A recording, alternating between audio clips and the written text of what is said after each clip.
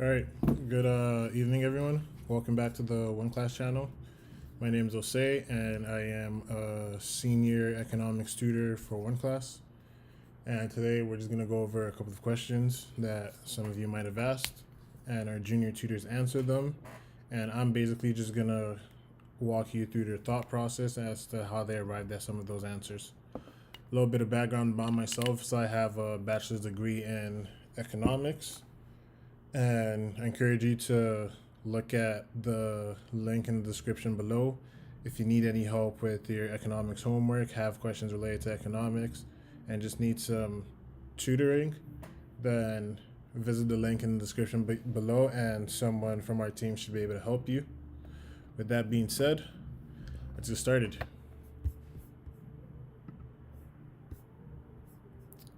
Okay.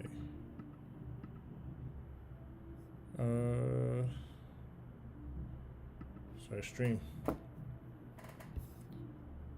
Okay, we're good.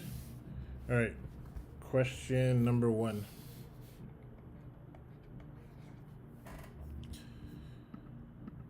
Suppose we have a monopolist with the following demand curve QD. Quantity demand equals 100 minus 10p. Using the demand curve provided above, convert this into an inverse demand curve that is solving for P. So the second part of the question says, develop the equations for both the total revenue curve and the marginal revenue curve. And finally, if the monopolist marginal cost is constant at $5, find the profit maximizing quantity and the profit maximizing price in this market. So see what our tutor did here, and we'll just start with part A. Okay, did not mean to do that.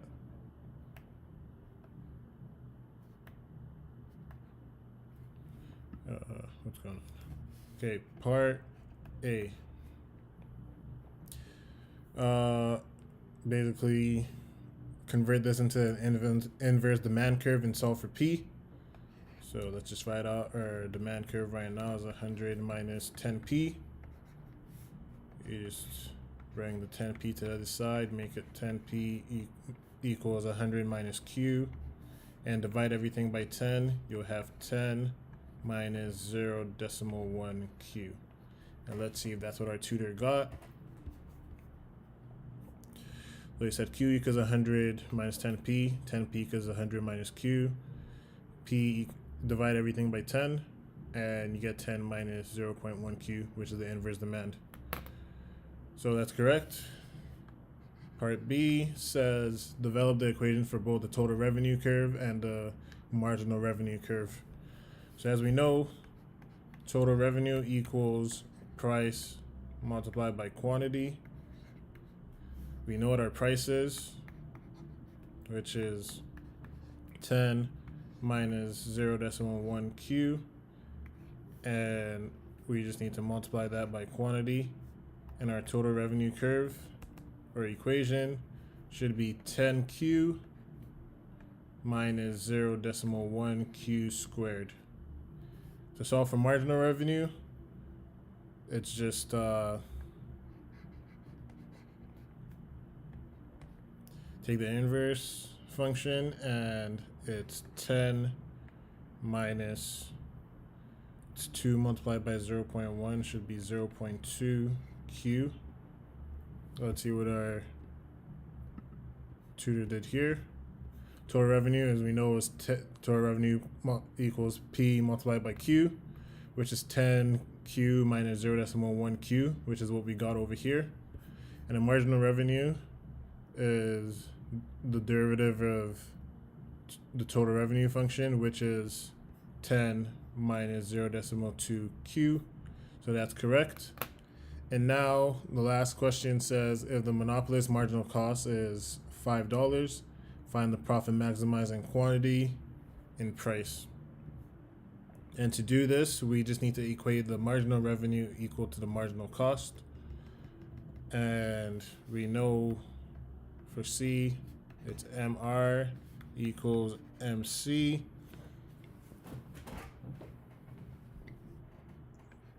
is 10 minus 0.2q equals 5, and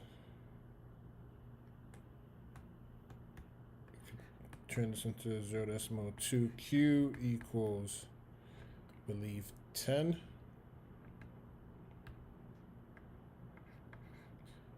And it's q, or not 10, it's equal to 5 because 10 minus 5.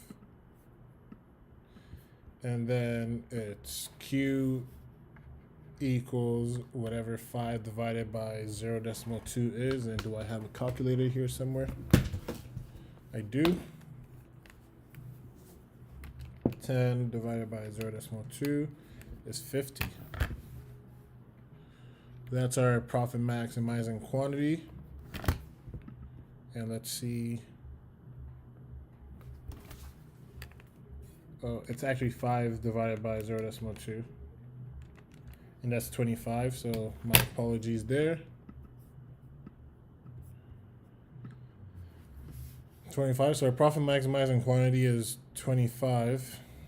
And now we could just plug this back into our price function, which is P equals 10 minus 0.1 Q, which is equal to 10 minus 0.1 multiplied by 25 should be 2.5, I believe, which is 2.5. And our profit maximizing price should be 10 minus 2.5, which is $7.50.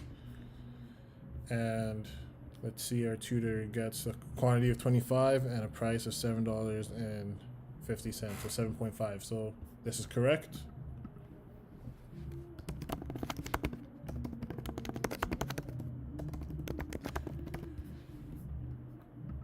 Apologies for the background noise. I think someone's having a party outside or something.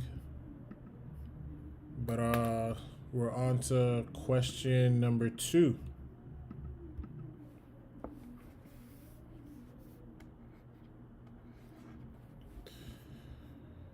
The table gives the demand for supply, the demand for and supply of teenage labor. It's a table below. If the minimum wage is $7 an hour, if a minimum wage of $7 an hour is set for teenagers, what is the quantities of employment and unemployment? So at $7, quantity demanded of teenage workers is 1.5 thousand, and quantity supplied is 2.5. So that means there's 2.5 thousand people available to work, but only 1.5 are needed to work. And let's see what our tutor says here. If the minimum wage is set at $7 an hour, 15,000 hours per month is the labor demanded, and 1,500 hours per month is the labor demanded, and 2,500 hours per month is the labor supplied. So unemployment is 1,500 hours per month. And that is because unemployment equals the excess hours supplied over the hours demanded. So in this case, would be 2,500 minus 1,500, and 1,000 hours per month is the unemployment. So employment, so this is part A. Employment would be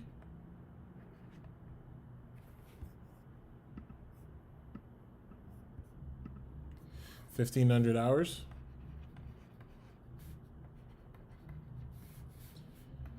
At a minimum, well, that's not how you spell minimum. Employment would be 1,500 hours at a minimum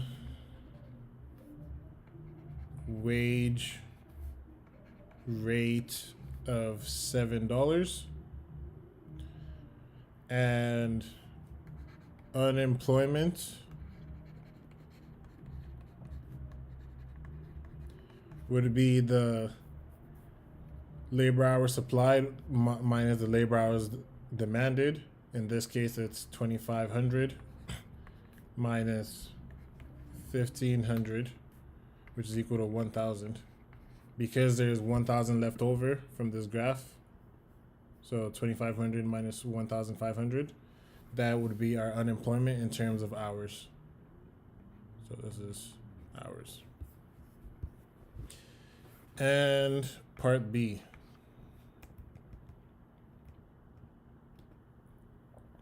If a minimum wage is set at $7 an hour and demand increases by 500 hours a month, what is the wage rate paid to teenagers and how many hours of their labor are unemployed? So at $7 per hour, there already exists a quantity supplied, so the employers will pay the teenagers $7 as a wage rate because it can't be lower because it's a minimum wage. But unemployment will reduce to 500 hours per month. And the demand curve of labor will shift to the right by 500 hours, reducing unemployment by 500. So we're saying, again, at this specific level of a minimum wage of $7 an hour, the only difference is that demand increased, so our employment went up.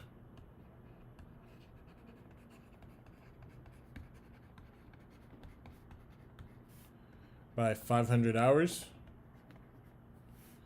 The wage rate is $7, and that's the minimum wage, so that's what's being charged. And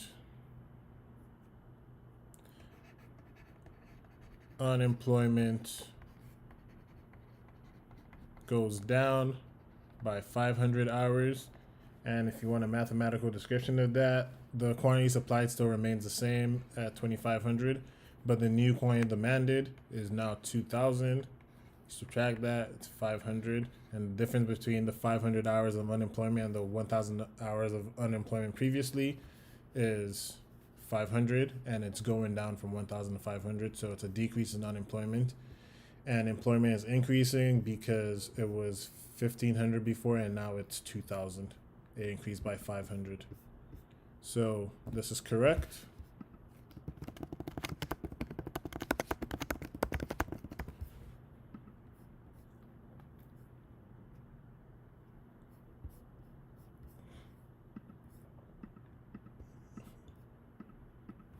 Question number 3. Find the profit maximize. A firm has a total cost function of 3q cubed minus 42q squared plus 200q plus 800. Find the profit maximizing quantity of output and profit in the short run for the firm if the price is 260. So we know what our total cost function is. Assuming the firm is perfectly competitive, in the short run, equilibrium is price equals marginal cost. So we have our total cost function. We just need to find the marginal cost, which is the derivative, which would be 9q squared plus 42 times 2 is 84q plus 200 plus 0. Oh, is it minus? Yeah, it's minus here. And now, like we said over here, assuming the firm is perfectly competitive, the short run equilibrium would be equating price equals marginal cost. So that would just be, and they told us over here our price is 260. So that would just be 9q squared minus 84q plus 200 equals 260. Could also rewrite this equation to be 9q squared minus 84q minus 60 equals 0. Now what our tutor did here was divide everything by 3 to make this 3q squared minus 28q minus 20. And now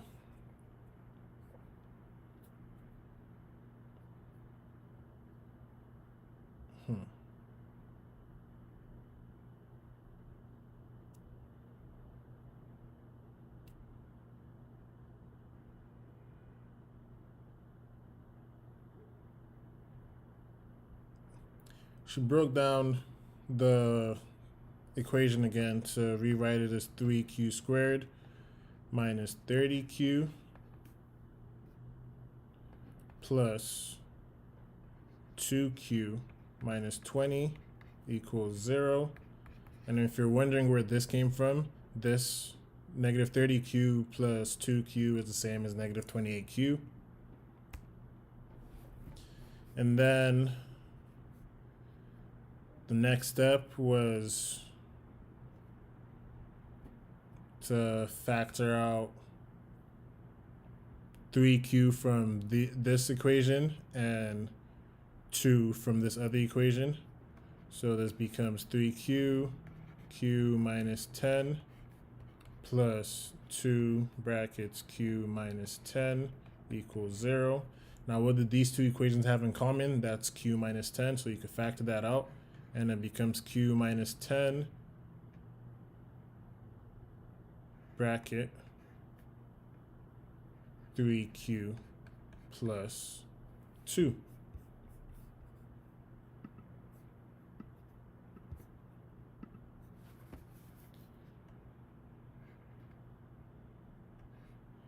And this tells us that q is either going to be 10 or negative 2 over 3. And because this is a negative, you can't take this, so we know our profit maximizing quantity is 10. Oops.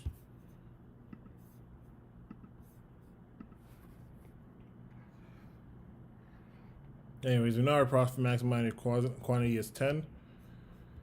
And now we just have to do the revenue function, which is equal to P multiplied by Q. Again, we know our P is 260, and we just learned Q is 10, so this gives us 2600. And if we look back at the total cost function and put in what we found for Q there, we get a total cost function of, the math is over here. I'm just gonna write the answer. It's 1600, and therefore the profit is revenue minus total cost, which is equal to 2600 minus 1600, and that is equal to 1000. So this is correct.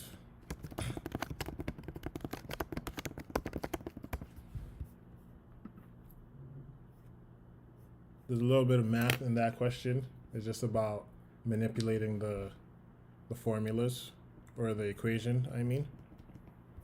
But on to question number 4.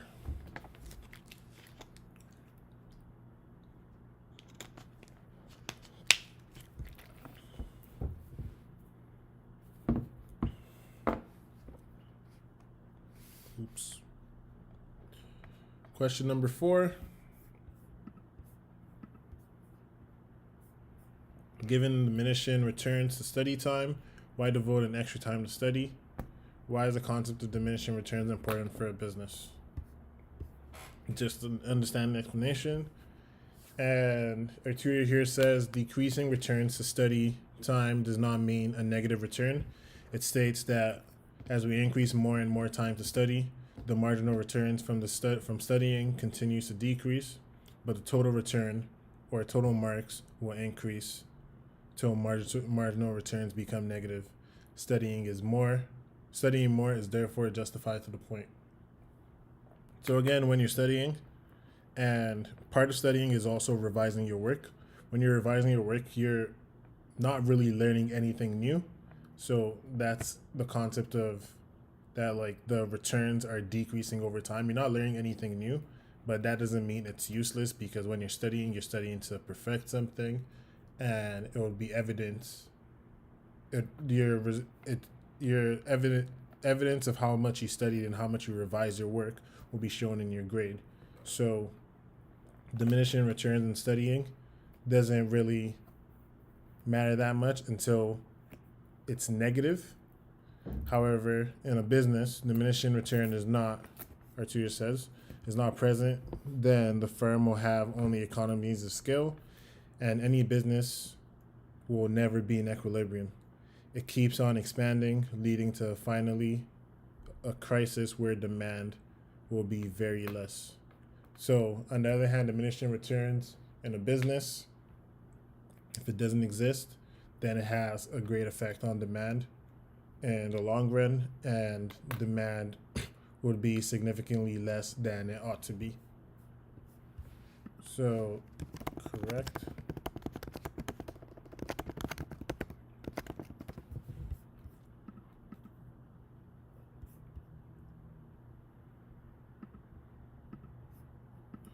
This is question number 5.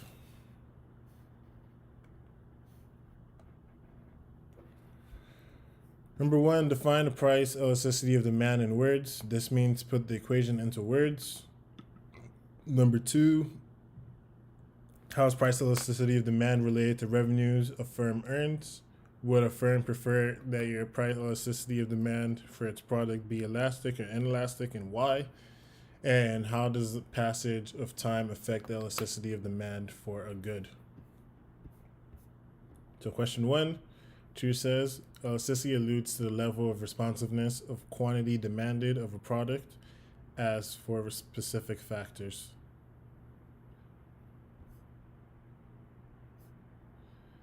The price elasticity of a product alludes to the responsiveness of quantity concerning costs. I believe that's price. Consequently, how the interest for an item fluctuates with the adjustment in the price of a product. So we'll just say for part A, or we'll just call it part A, ED, elasticity of demand, alludes to the level of responsiveness of quantity demand of a product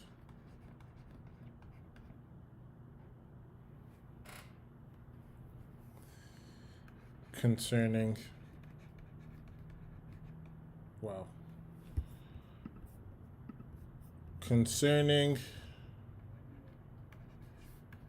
a change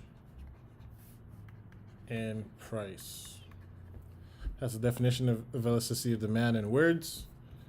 Part 2 says, how is price elasticity of demand related to revenues a firm earns? Would a firm prefer that your price elasticity of demand for its products be elastic or inelastic, and why? Your tutor here says, at the point when price elasticity of demand of a product is under 1, this means it's inelastic. The price rise will prompt ascending in total income, and when demand is elastic, a fall in price will prompt an expansion in revenue. Yeah. At the point when the price elasticity of demand is unitary, elastic, at the point there is no adjustment in total revenue because of price changes, the firm will incline towards the price elasticity of its item to be inelastic, as an ascent in the price for this situation will prompt an expansion in total revenue for the firm. So this is correct explanation, but I just want to take this into another step. So when looking at elasticity of demand, there's 2 things you could add in relation to revenue. Could look at the price effect,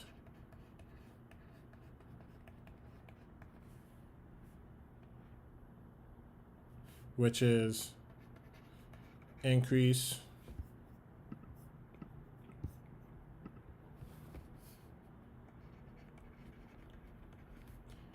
in price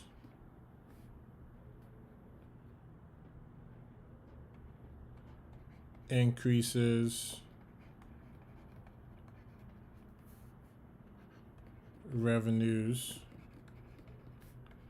on goods sold, And the quantity effect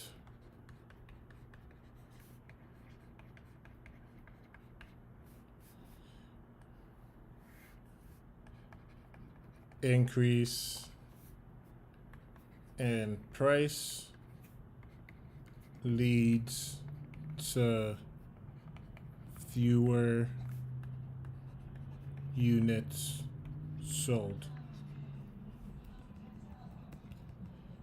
Now, when we're looking at elasticity, when demand is elastic, that means the change in quantity is greater than the change in price, meaning when we increase price, our quantity effect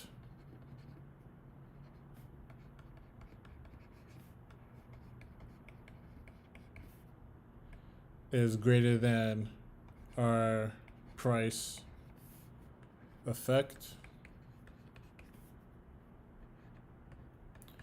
Thus, income is lower. And when demand is inelastic, this means the change in quantity is less than the change in price, and this means when we increase price, our price effect is greater than our quantity effect. Thus, sorry, when I said income here, I meant revenue.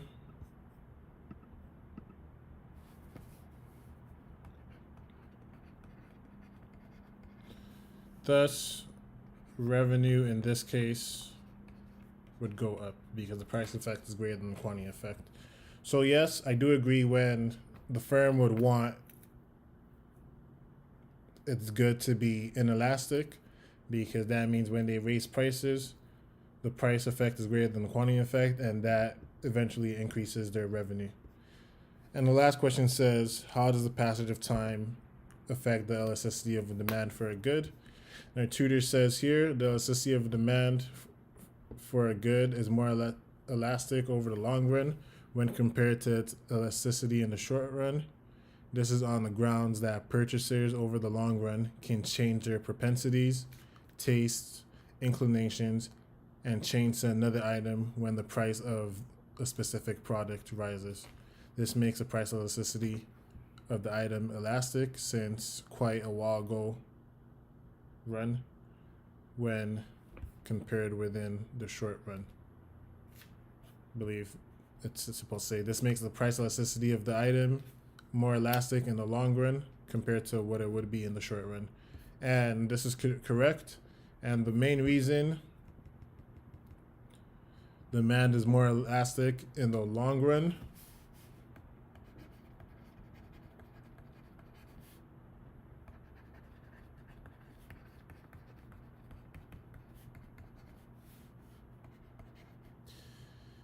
as our tutor said it here perfectly, purchasers over the long run can change their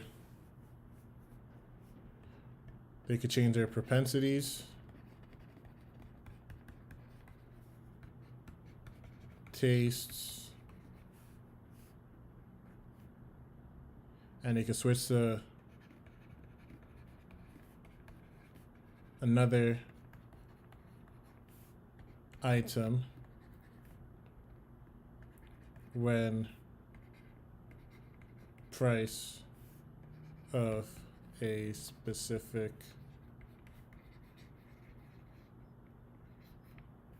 good rises.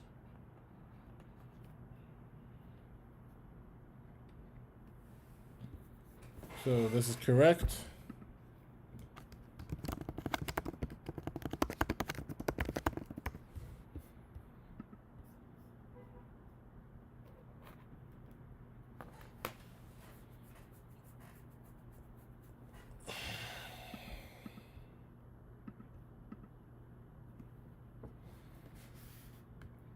Really, this is question 5. A firm in a purely competitive industry is currently producing 1,000 units per day at total cost of 700. If the firm produced 800 units per day, its total cost would be 450. And if it produced 500 units per day, its total cost would be 425.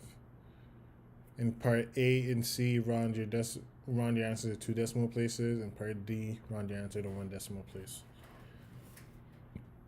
Part A says, what is the firm's average total cost at these 3 levels of production?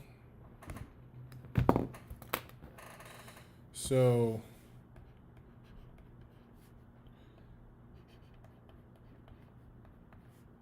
at 1,000 units per day, it would be total cost of 700. So it's total cost over quantity, which is 1,000. So this should be 0.7. ATC at 800 units per day. The total cost is 450. So this should be 0.5. 450 divided by 800. 0.56. And lastly, ATC for 500 units per day. Total cost is 425. So this should be 0.885 or something. 0.85.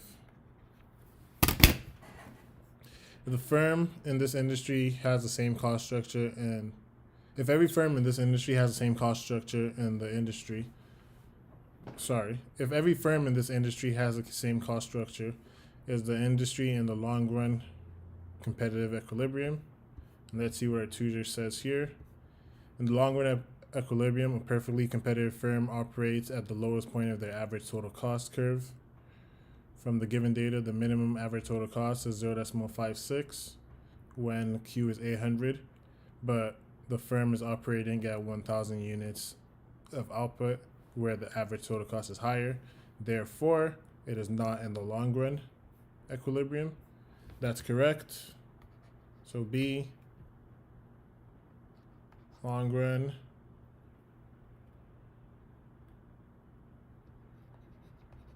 equilibrium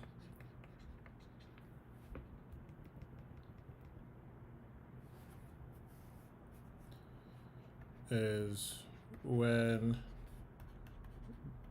the firm operates at the minimum average total cost curve. Because they're operating at 1,000 right now, that's not the minimum.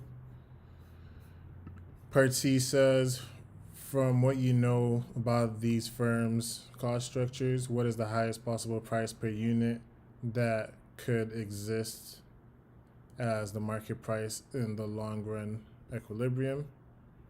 Our tutor here says in the long run, price is equal to the minimum ATC, so the unit price should be 56 cents, and that's correct.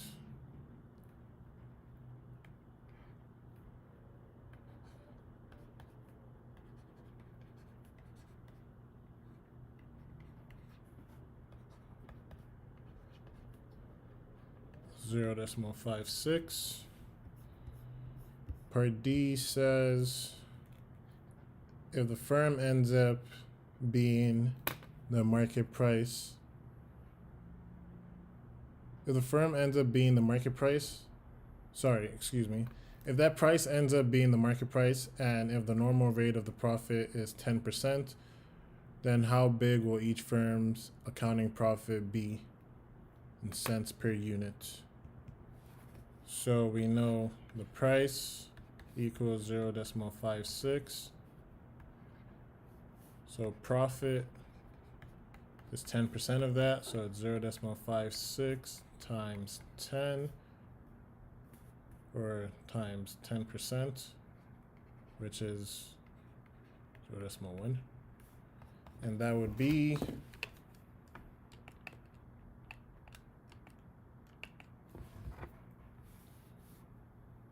0.056, also known as 5.6 cents.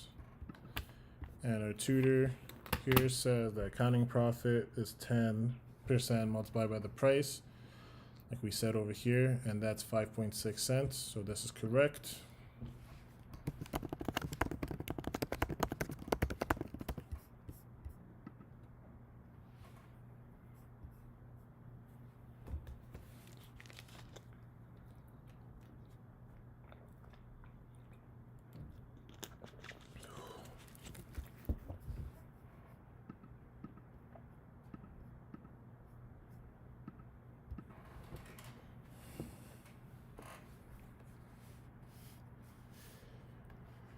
I believe this is question number 6. Jerry's Jelly Bean Factory produces 2,000 pounds of jelly beans per month and sells them in the perfectly competitive market. The marginal cost is $3 per pound. The average variable cost is $2 per pound. And the beans sell for $3 per pound. Jerry is A, maximizing profit. B, could increase his profit by producing more beans. C, increase his profit by producing fewer beans. D, increase his profit by raising the price of his beans. And our tutor here says the correct answer is B, could increase the profit by producing more beans. Let's see the reasoning behind that. The reason is that in a competitive market, the firm is in equilibrium and maximizes profit at when the marginal cost is equal to price. So P equals MC, which is equals to $3. And here, if they're producing 2,000 pounds of jelly beans, that is 3 multiplied by 2,000, and that's a revenue of $6,000. In the case of Jerry's Jelly Bean Factory, the firm continues to produce as long as it covers average variable cost, which is $2. So the average variable cost is equal to $2. And the firm should continue producing as long as it's covering its average variable cost. And it is, because the price is 3, which is greater than the average variable cost is 2. The price is greater than the average variable cost. Therefore, the firm can further increase its profit by producing more beans as long as the price is equal to marginal cost and it is greater than the average variable cost. So as long as this price remains the same as the marginal cost and remains $3, the firm can continue increasing its production of jelly beans because it's also greater than its average variable cost. So this is correct, and this is a great explanation.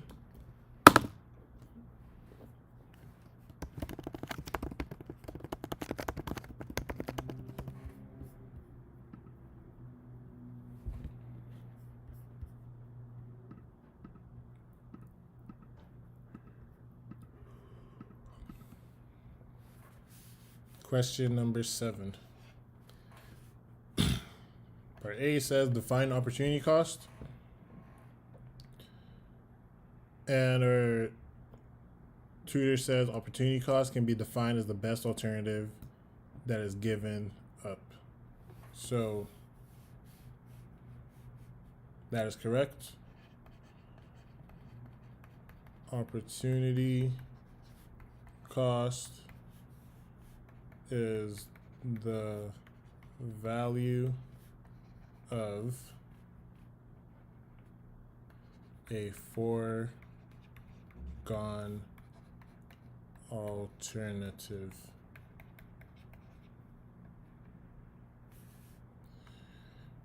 Part B says, what is the opportunity cost of you attending college? The opportunity cost of attending college will be what the student could have been hearing if they had a job, and also the time spent at college. So I believe this is supposed to say earning, not hearing. So this is correct. Opportunity cost of attending college is the foregone income from working,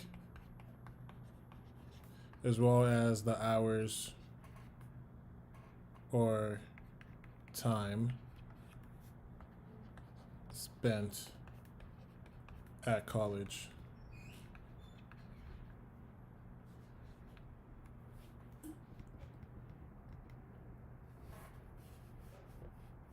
And part C, what is the opportunity cost of coming to class today?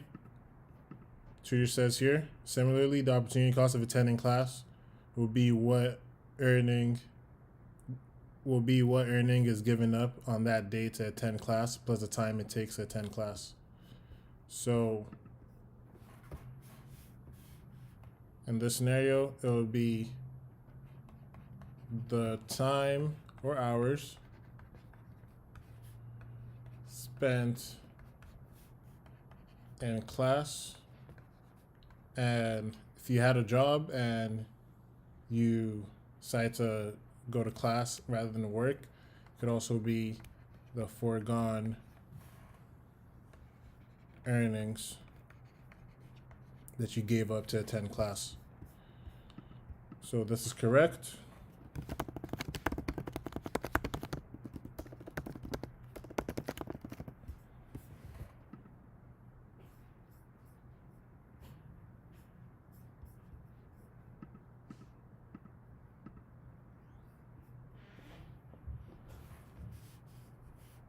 We're looking at question number 8 now. In regards to GDP, what effects happen with expansion and recession? So GDP, known as gross domestic product, can be defined as the total market value of final goods and services produced in a country's domestic territory during the financial year. It's a perfect explanation of GDP. There is more production of goods and services in the country during an expansion.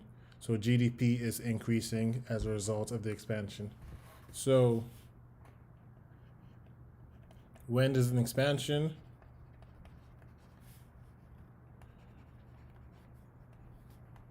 More goods / services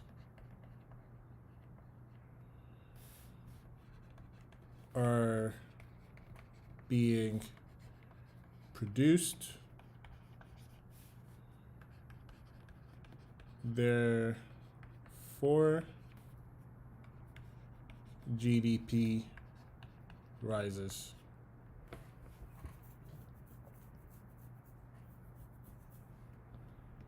And during a recession, there's less production of goods and services because there's less demand for goods and services in the country. So GDP declines as a result of a recession. So in a recession,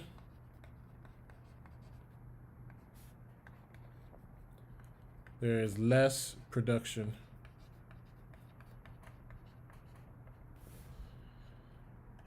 Therefore,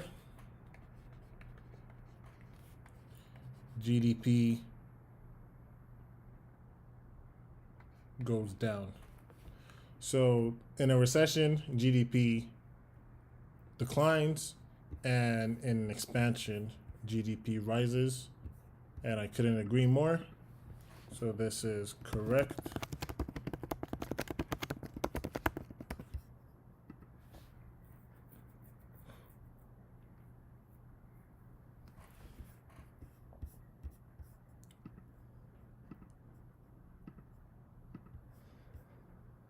On to question number 9. Draw a production possibilities frontier for an economy that produces two goods, M and N. Label the axes on your graph. Illustrate an infeasible point. Explain why it is infeasible and what would make it feasible. 2 axes, 1 curve. So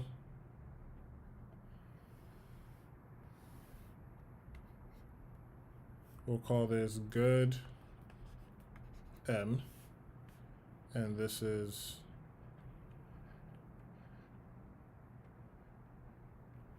good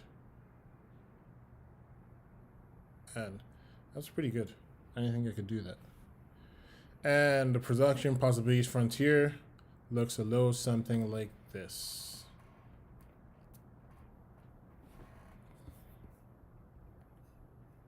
And I'm just gonna put some points here. Call this point A. We'll call this point B. Call this point C. And we'll call this point D. Let's see what our tutor says though. The production possibilities frontier curve is a diagram that shows all the possible combinations of two commodities. In this case, our two commodities are good M and good N, that can be produced by using limited resources of the economy. In the diagram below, is there a diagram below? I don't see a diagram below. In the diagram below, XY is the production possibilities curve. At point X, entire resources of the economy have been used to produce a commodity, commodity 1, and thus the production of commodity 2 is 0. So if I were to show that on this graph, I'm assuming point X would be right over here. And at this point, yes, all the resources in the economy have been used to produce good M, and there's 0 production of good N at this point.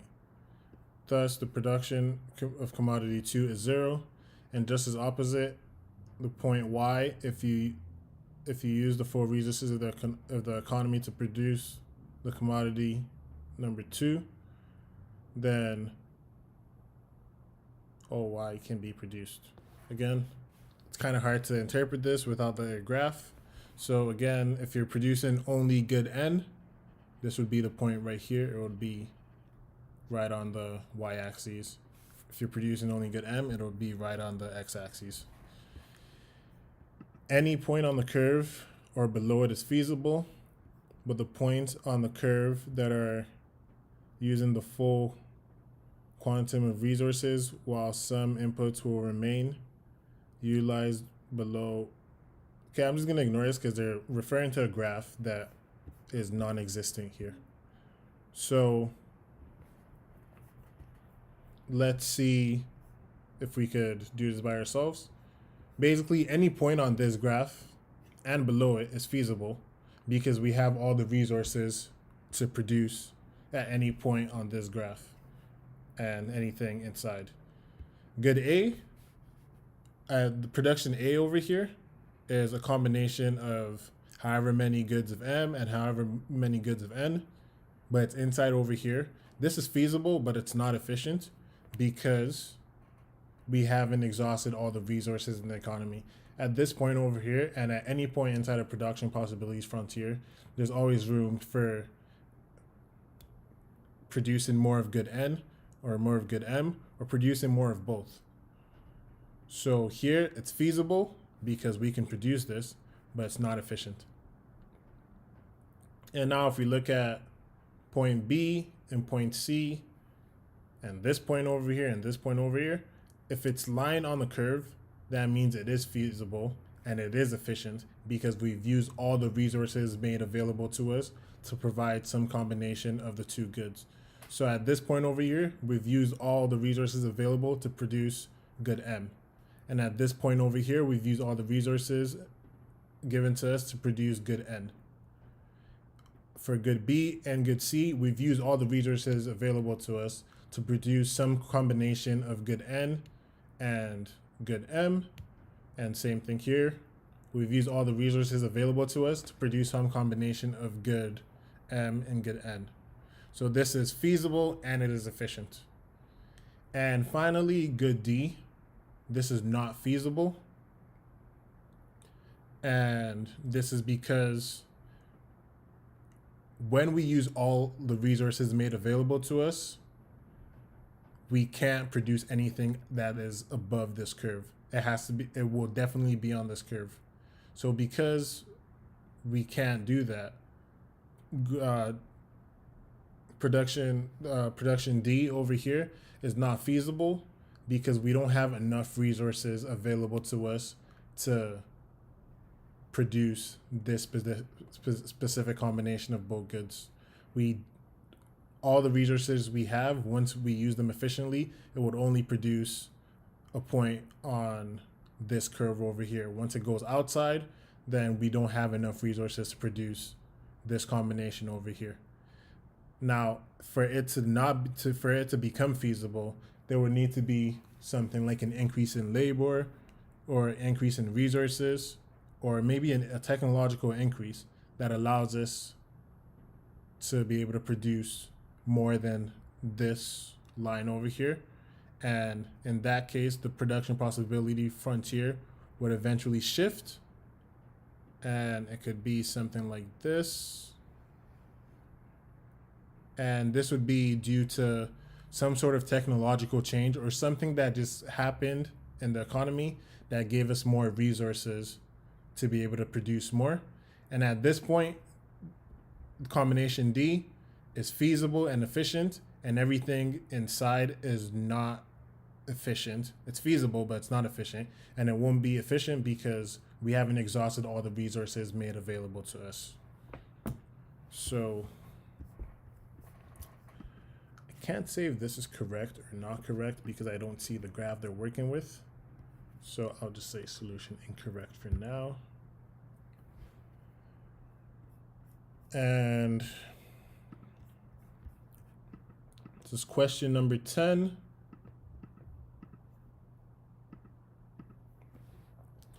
Not exactly sure if this is the last question. This might be the last or second last question, but let's keep it going. Question number 10, part A. What are the 4 components of GDP?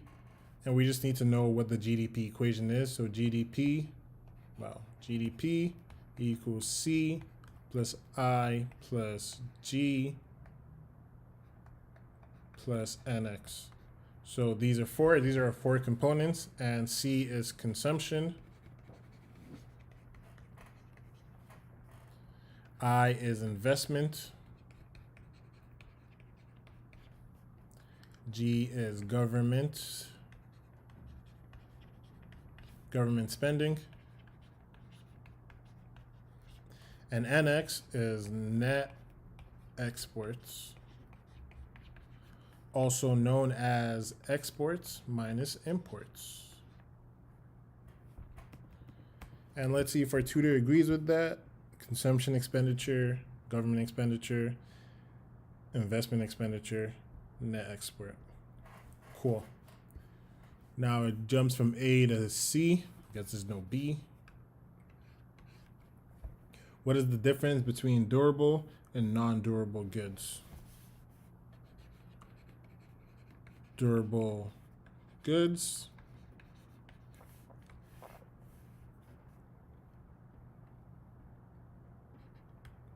these are products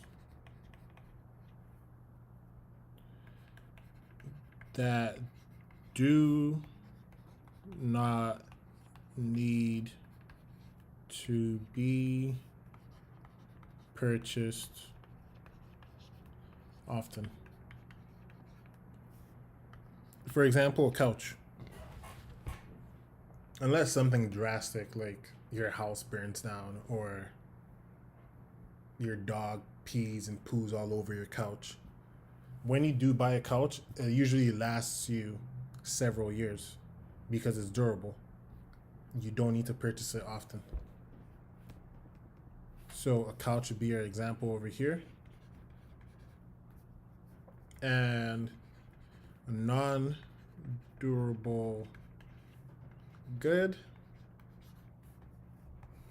be the exact opposite. Products that expire. How you spell expire? I think so. More quickly. And our example here is milk. If you buy milk today, that milk's probably not going to be in your fridge a month from now because it would probably be expired. And if you drink it, you'll probably get sick. And I don't think any of us want to get sick. So milk is an example of a non-durable good because it expires very quickly and we probably have to buy it more frequently. And let's see what our tutor said here. Durable good is a good which does not perish in a short time. Agreed. And a non-durable good is a good that may perish in the short run. Agreed. And part D. Question says, what is the difference between intermediate and final goods? And final good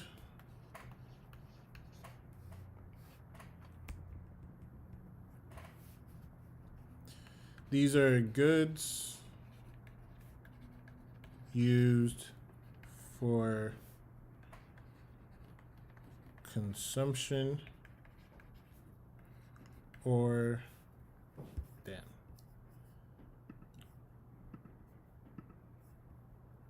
goods used for consumption or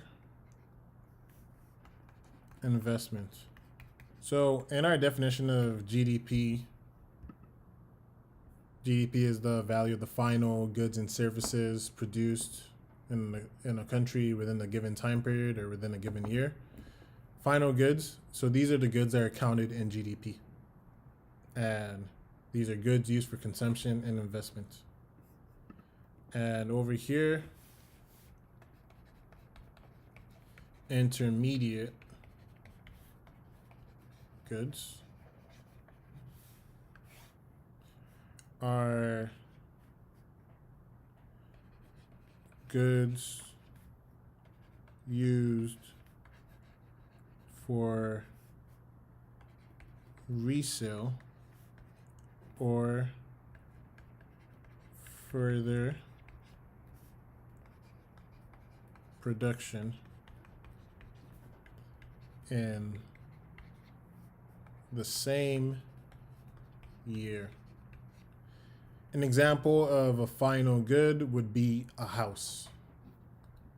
You buy a house, it could be an investment, a consumption to you, whatever, but that's the final value of it. And an example of an intermediate good would be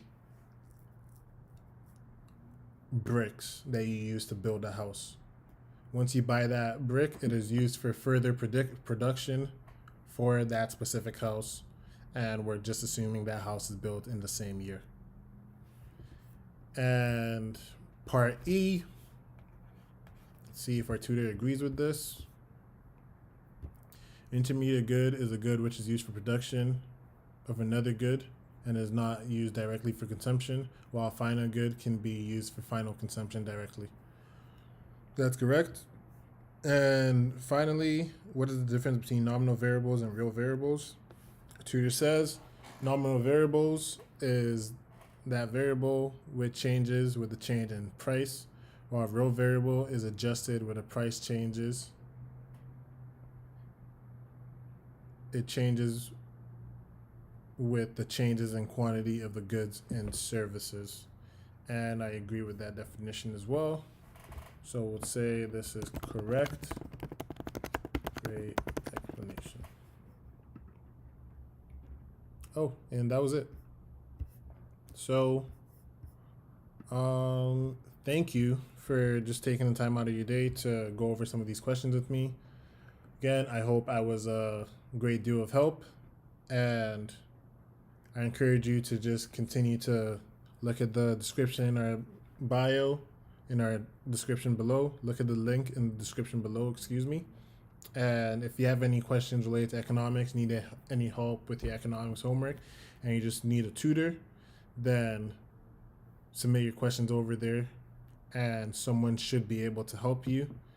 And I'm looking forward to streaming again next time. And with that being said, enjoy the rest of your Saturday evening. Take care.